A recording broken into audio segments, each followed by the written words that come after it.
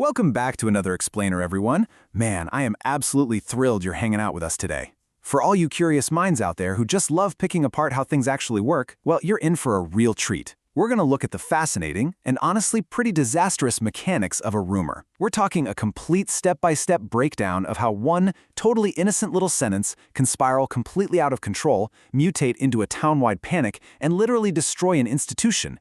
Let's get into it. So, the big idea we're tackling today is right here. The damage a carelessly spoken word can wreak.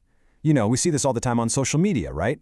Somebody posts a half-truth, people get all riled up and react emotionally without doing any fact-checking, and bam, suddenly public opinion completely eclipses reality. But hey, this isn't just a modern internet thing. Today we're exploring the devastating power of everyday gossip, and how incredibly fast the truth just gets buried under layers of panic and human interpretation. To really visualize this, we're going to do a meticulous kind of domino effect analysis of a classic story by Ruskin Bond.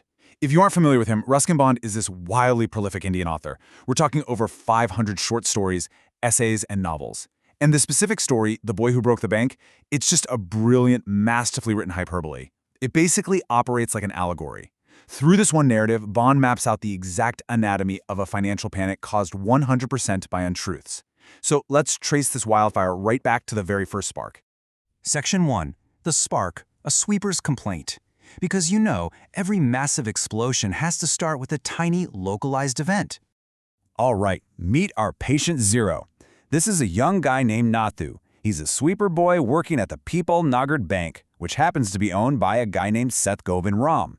Now, Nathu is grumbling to himself. He's sweeping the bank steps, rushing through it, raising huge clouds of dust, just banging his dustpan against the bin. And why? Well, because he's understandably super annoyed. It's the 20th of the month, and the bank still hasn't paid him his regular salary. So he's just venting this perfectly valid, completely mundane frustration to his buddy Sitaram, the washerman's son, who just happens to be strolling by.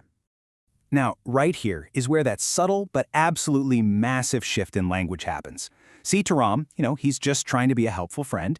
He visits a customer, Mrs. Srivastava, who happens to be looking to hire a new sweeper. Now, the objective fact is simply that Nathu hasn't received his regular pay yet. It's a simple delay. But listen to how Sitaram phrases it to her. He's with the bank just now, but they aren't giving him his pay, and he wants to leave. Did you catch that shift? Hasn't received is a passive delay, but aren't giving. That implies an active refusal, or maybe an inability to pay on the bank's part. Sitaram honestly doesn't mean any harm at all, but he has just planted a very dangerous seed. And just like that, the seed is planted. Which brings us to Section 2, the rumor mill turns. This is your classic game of telephone, right? So Mrs. Srivastava goes shopping in the bazaar, and she bumps into her friend Mrs. Bhushan under this big shady tamarind tree. They complain about the crazy summer heat for a bit, and then boom, she drops the gossip.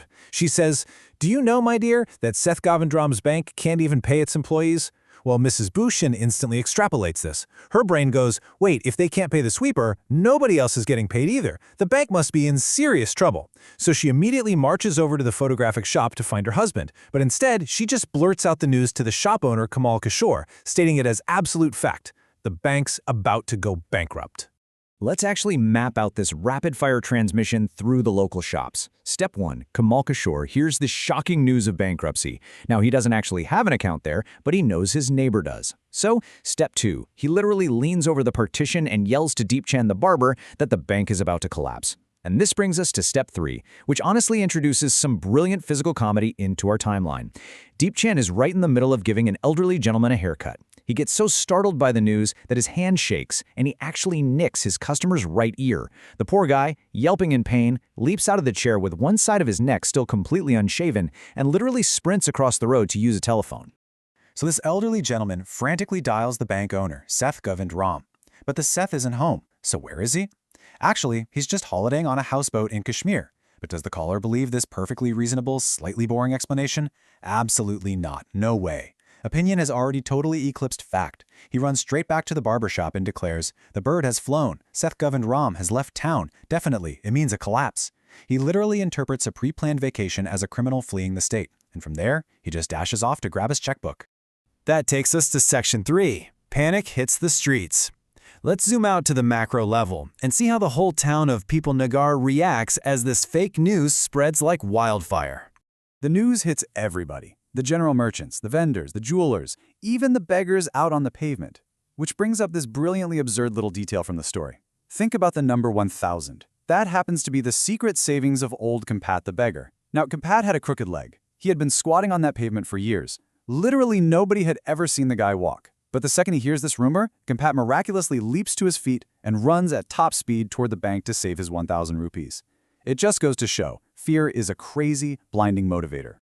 As people start gathering in clumps on street corners, that classic mob mentality just totally takes over.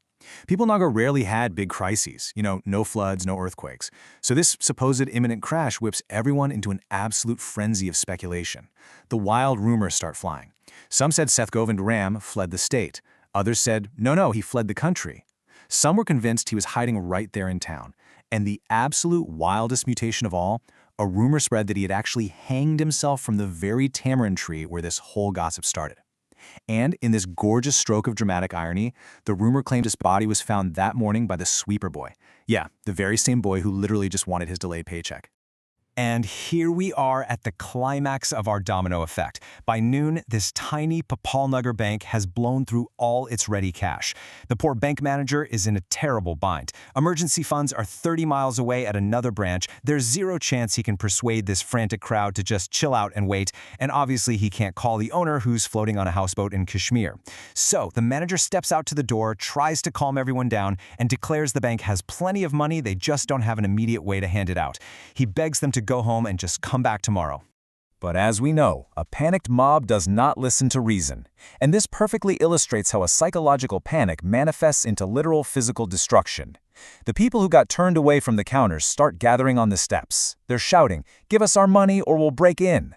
Then you get the mischief makers, people who didn't even have a single paisa to their name in that bank, joining the crowd just to stir the pot and aggravate the mood. The chanting gets louder, "Now, now, now." And finally, the tragic snowball effect reaches its peak. A brick hurtles through the air and crashes violently right through the plate glass window of the Pipalnagar Bank. The rumor has literally shattered the institution. Let's look at Section 4, the ironic aftermath. Fast forward to the next morning. Nathu the sweeper boy arrives for work. Now remember, he has absolutely no clue about the absolute chaos that went down the previous afternoon. All he sees is the refuse, the smashed glass, and the stones cluttering up his steps.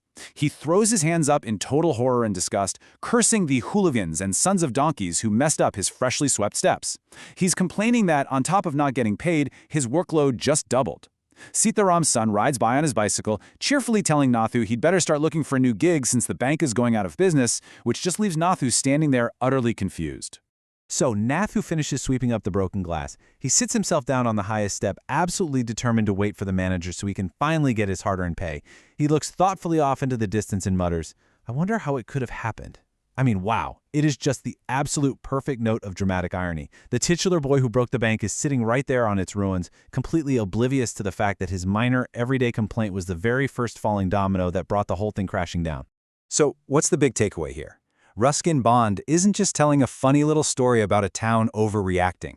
He's actually holding up a mirror to how human communication works in the real world. When opinion replaces fact, and when we just blindly pass along info without verifying it, we become active participants in destroying the truth. Which leaves us with a pretty vital question to chew on. How much damage are your carelessly spoken words causing? In a world where our words travel faster than they ever have before, are you actually stopping to check the facts, or are you just another link in the rumor mill? Think about that next time you hear a juicy piece of unverified news. Thanks so much for joining me on this explainer. Keep seeking the truth, and I will catch you on the next one.